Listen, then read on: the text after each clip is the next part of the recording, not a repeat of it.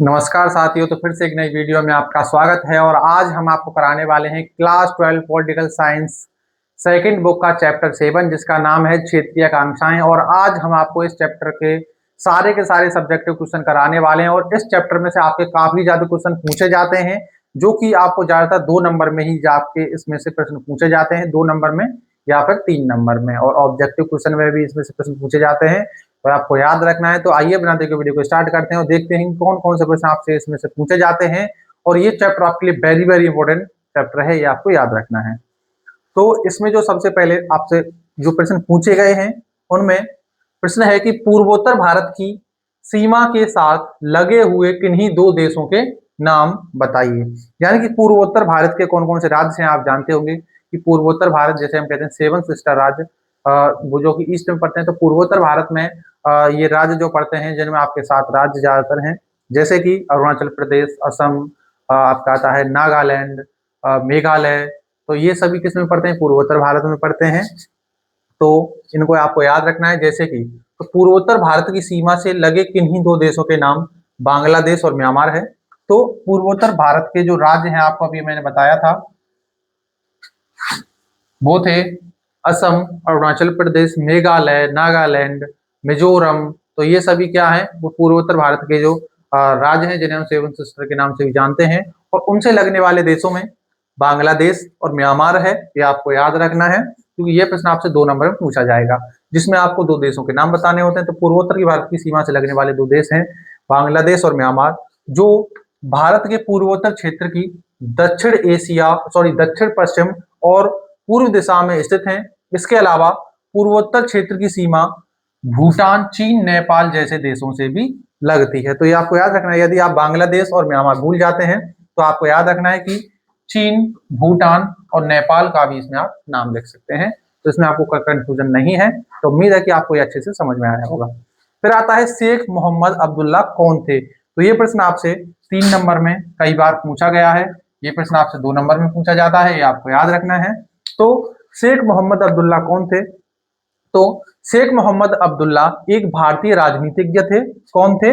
भारतीय राजनीतिज्ञ थे जिन्होंने जम्मू और कश्मीर की राजनीति में केंद्रीय भूमिका निभाई थी। क्या निभाई थी? केंद्रीय भूमिका निभाई थी। Abdullah all Jammu and Kashmir Muslim conference के संस्थापक नेता और अध्यक्ष थे। उन्होंने महाराजा हरि सिंह के शासन के विरुद्ध आंदोलन किया और कश्मीर के लिए स्वशासन की मांग की थी। तो सिर्फ आपको इतना ही लिखना होता है और इसके आपको 3 नंबर मिलते हैं। तो शेख मोहम्मद अब्दुल्ला कौन थे? तो वो जो है एक भारतीय राजनीतिज्ञ थे और उन्होंने जम्मू और कश्मीर में एक केंद्रीय भूमिका निभाई। जैसे कि उन्होंने क्या किया, वहां के जो राजा थे, राजा हरि सिंह, उनके खिलाफ क्या किया, एक आंदोलन किया था जिसमें उन्होंने कश्मीर के लिए स्वशासन की मांग की थी। और जो अब्दुल्ला थे यानी कि शेख मोहम्मद अब्दुल्ला थे, ये जो है मुस्लिम कॉन्फ्रेंस के संस्थापक थे। ये भी आपको याद रखना है क्योंकि ये सारे प्रश्न आपसे आपकी परीक्षाओं में पूछे जाते हैं।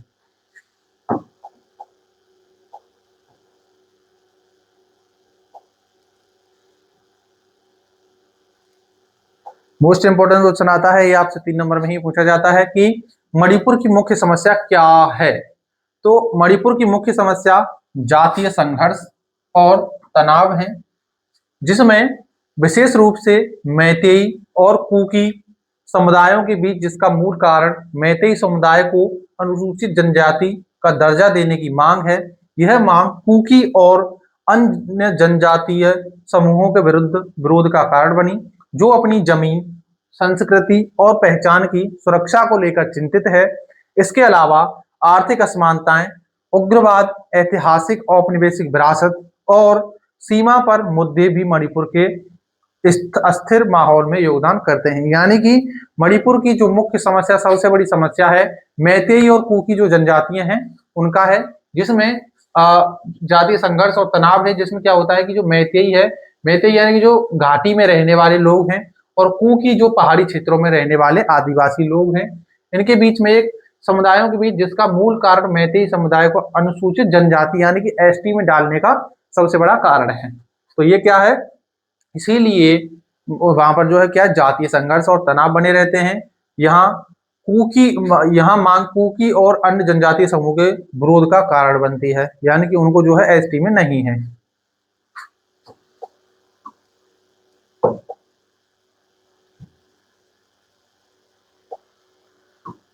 वेरी वेरी इंपॉर्टेंट क्वेश्चन है, ये आपको याद रखना है क्योंकि ये प्रश्न आपसे बहुत ज्यादा पूछा गया है और ये भी आपका इंपॉर्टेंट क्वेश्चन है, ये आपको याद रखने हैं।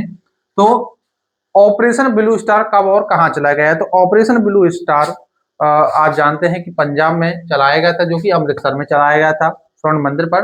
तो ऑपरेशन ब्लू स्टार पंजाब के अमृतसर में स्थित स्वर्ण मंदिर परिसर में 1 से 8 जून तक 1984 के बीच भारतीय सेना द्वारा चलाया गया एक सैन्य अभियान था, जिसे जर्नेल सिंह भिंडारवाले और उग्रवादियों को स्वर्ण मंदिर परिसर से हटाने के लिए किया गया था। यह ऑपरेशन तत्कालीन प्रधानमंत्री इंदिरा गांधी के आदेश पर चलाया गया था। तो इसमें क्या हुआ था कि जो अमृतसर का एक मंदिर है, जिस जो स्वर्ण मंदिर है, तो उसमें क्या हुआ था कि उसमें जो है आतंकवादी आ गए थे, कुछ उग्रवादी आ गए थे, तो उस मंदिर में हथियार रखे गए थे और इसीलिए जो इंदिरा गांधी थी उन्होंने 1984 में अपनी सेना भेजकर वहां पर आक्रमण करवाया और वहां से जो हथियारों को लिया और जो उग्रवादी और जो आतंकवादी थे उनको मारा था। तो 1974 में यह ऑपरेशन ब्लू स्टार चलाया गया। आप जानते हैं कि इसी से कुछ सिखों को आहत पहुंची, यानी कि उन्हें जो है काफी ज्यादा चोट पहुंची कि उन्होंने जो है हमारे मंदिर पर हमला करवाया है। तो उसी लिए यानी कि आप जानते हैं कि मंदिर तो हिंदुओं में होता है, उनमें क्या होता है, गुरुद्वारा होता है। तो उन्होंने क्या किया कि उस पर स्वर्ण मंदिर यानी कि उस पर गुरुद्वारे पर क्या करवाया, हमला करवाया। तो कुछ सिख उससे आहत हो गए। तो आप जानते हैं कि उन्हों के ही 2 बॉडीगार्ड थे जिन्होंने इंदिरा गांधी को मारा था और आप जानते हैं कि इंदिरा गांधी में 33 गोलियां लगी थी। फिर आता है कि जम्मू कश्मीर से अनुच्छेद 370 कब समाप्त किया गया था? तो ये प्रश्न आपसे अभी नया नया पूछा गया था 2020 में। तो जम्मू कश्मीर से अनुच्छेद 370 को 5 अगस्त 1900 यानी 2019 को भारत सरकार द्वारा राष्ट्रपति के आदेश से समाप्त कर दिया गया था। इस फैसले के तहत जम्मू कश्मीर का विरोध विशेष दर्जा समाप्त कर दिया गया था और उसे 2 केंद्र शासित प्रदेशों जम्मू और कश्मीर तथा लद्दाख में विभाजित किया गया था। यानी कि अनुच्छेद 370 कब हटाया गया? 2019 में हटाया गया था, ये आपको याद रखना है। और उसमें ये जो है राष्ट्रपति के आदेश पर समाप्त कर दिया गया, जिसमें एक जम्मू कश्मीर का विशेष अधिकार था कि वो खुद का झंडा भी रख सकते हैं और उन्हें जो है हर वर्ष एक भुगतान दिया जाएगा। तो वो भी जो है ये समाप्त कर दिया गया था। और इसमें 2 केंद्र शासित प्रदेश बनाए गए, एक लद्दाख और जम्मू और कश्मीर। तो ये भी आपको याद रखना है क्योंकि ये प्रश्न आपसे लगभग 2 से 3 बार पूछा गया है। वेरी इंपॉर्टेंट क्वेश्चन है, ये आपको याद रखना है कि ये प्रश्न आपसे बहुत ज्यादा पूछा जाता है कि क्षेत्रवाद क्या है, यह भारत की राज्य व्यवस्था को किस प्रकार प्रभावित कर रहा है? तो क्षेत्रवाद किसी राष्ट्र के भीतर एक विशिष्ट भौगोलिक क्षेत्र या समूह के प्रति लोगों की पहचान, वफादारी और हितों को प्राथमिकता देने की विचारधारा है, जो राष्ट्रीय पहचान से अधिक क्षेत्रीय पहचान को महत्व देता है। भारत में यह राष्ट्रीय एकता के लिए एक नकारात्मक कारक हो सकता है, जो भाषाई, संस्कृति, आर्थिक और ऐतिहासिक मतभेदों से उत्पन्न होता है। यह अधिक स्वायत्तता की मांग, अलग राज्यों की मांग या यहाँ तक कि केंद्र से अलगाव के रूप में उभर सकता है, जिससे राजनीतिक अस्थिरता, वोट बैंक की राजनीति और राष्ट्रीय एकीकरण में बाधा आती है। तो क्षेत्रवाद क्या होता है कि क्षेत्रवाद जो किसी विशिष्ट राष्ट्र के भीतर एक विशिष्ट भौगोलिक क्षेत्र या समूह के प्रति लोगों की पहचान, वफादारी और हितों को प्राथमिकता देने की विचारधारा होती है। इसी को क्या कहते हैं? क्षेत्रवाद कहते हैं।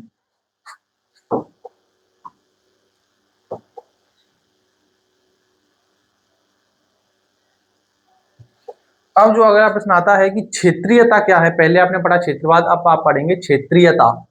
तो क्षेत्रवाद से अभिप्राय किसी देश के उस छोटे से क्षेत्र से है जो आर्थिक, सामाजिक आदि कारणों से अपने पृथक अस्तित्व के लिए जागृत है। अपने क्षेत्र या भूगोल के प्रति अधिक प्रयत्न, आर्थिक, सामाजिक व राजनीतिक अधिकारों के चाह की भावना को क्षेत्रवाद के नाम से जाना जाता है या क्षेत्रीयता के नाम से जाना जाता है। तो क्षेत्रीयता और क्षेत्रवाद एक ही है। फिर आता है मूल निवासी कौन है? इनकी किन्हीं 3 अधिकारों का उल्लेख कीजिए। तो मूल निवासी कौन होते हैं? आप जानते हैं जैसे कि भारत में मूल निवासी जिन्हें हम कहते हैं आदिवासी, यानी कि जो एसटीम लोग लाए जाते हैं जो कि ज्यादातर आदिवासी एरिया में रहते हैं, जैसे कि तो मूल निवासी किसी स्थान के वे लोग होते हैं जो उस क्षेत्र के मूल निवासी होते हैं और राज्यों के गठन से पहले ही वहां अपनी संस्कृति, सामाजिक आर्थिक प्रणालियों और राजनीतिक व्यवस्था को नियंत्रित करते आ रहे हैं। तो मूल निवासी उन्हें कहते हैं जो कि किसी क्षेत्र में विशेष समय से यानी कि पहले से ही रहते हुए आ रहे हों, उसी को मूल निवासी कहा जाता है। अब देखेंगे हम इनके 3 अधिकार कौन कौन से हैं। फिर आगे आता है इसमें कि ये अपनी विशिष्ट पहचान और संस्कृति के कारण समाज के अन्य वर्गों से भिन्न होते हैं और अक्सर अपनी भूमिका और पारंपरिक ज्ञान के संरक्षण को लेकर चिंतित भी रहते हैं। तो अब आता है मूल निवासियों के 3 अधिकार कौन से हैं। तो सबसे पहला अधिकार आता है आत्मनिर्णय का अधिकार। तो यह एक ऐसा अधिकार है जो मूल निवासियों को अपने राजनीतिक भाग्य को स्वयं तय करने, अपनी संस्कृति और सामाजिक प्रथाओं को बनाए रखने और अपनी भूमि के संसाधनों का प्रबंधन करने की स्वायत्तता देता है। तो ये इसका इनका पहला अधिकार है। फिर आता है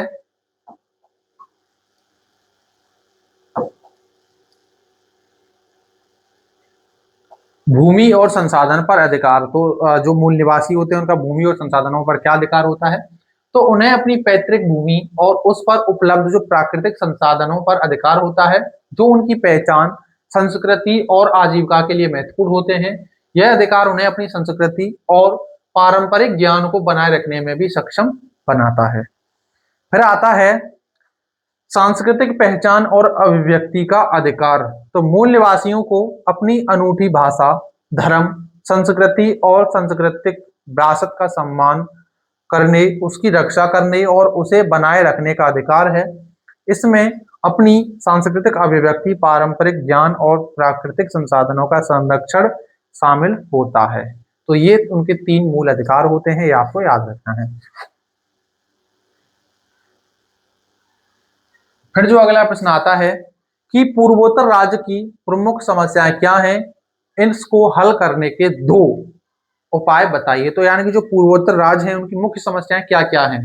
तो पूर्वोत्तर राज्यों की प्रमुख समस्याओं में जातीय संघर्ष, उग्रवाद, सीमित औद्योगिक आधार, खराब कनेक्टिविटी व बुनियादी ढांचा, प्राकृतिक आपदाओं का खतरा और केंद्रीय संसाधनों पर निर्भरता शामिल है। इन समस्याओं को हल करने के उपाय के रूप में पहला, सुरक्षित और सुलभ पर्यटन के अवसरों को विकसित किया जाए जिससे स्थानीय अर्थव्यवस्था मजबूत होगी। दूसरा, क्षेत्रों में बेहतर बुनियादी ढांचा और कनेक्टिविटी के विकास पर ध्यान दिया जाए और केंद्रित किया जाना चाहिए ताकि राष्ट्रीय और अंतर्राष्ट्रीय बाजारों में एकीकरण बढ़ाया जा सके। तो पूर्वोत्तर भारत की जो सबसे बड़ी समस्याएं हैं यानी कि राज्यों की जो समस्याएं वो है, सबसे पहले तो आता है जातीय संघर्ष और दूसरा आता है उग्रवाद। तो ये आपको याद रखना है और वहां की जो खराब नेगेटिविटी और ढांचा है वो भी इसके एक प्रमुख समस्या है। तो इसे हल करने के लिए सबसे पहली बात कि आप जानते हैं कि वो राज्य इतने खूबसूरत हैं कि आपको क्या ही बताया जाए। जैसे कि एक राज्य है जिसका नाम है मेघालय। मेघालय में एक जगह पड़ती है जिसका नाम है चेरापूंजी और चेरापूंजी में एक गांव पड़ता है जिसका मोहसिन नाम है। तो उस गांव में विश्व में सबसे ज्यादा बारिश होती है और उसे धरती की सबसे गीली जगह भी कहा जाता है। ये प्रश्न आपसे बड़े बड़े एग्जाम में पूछा भी जाता है।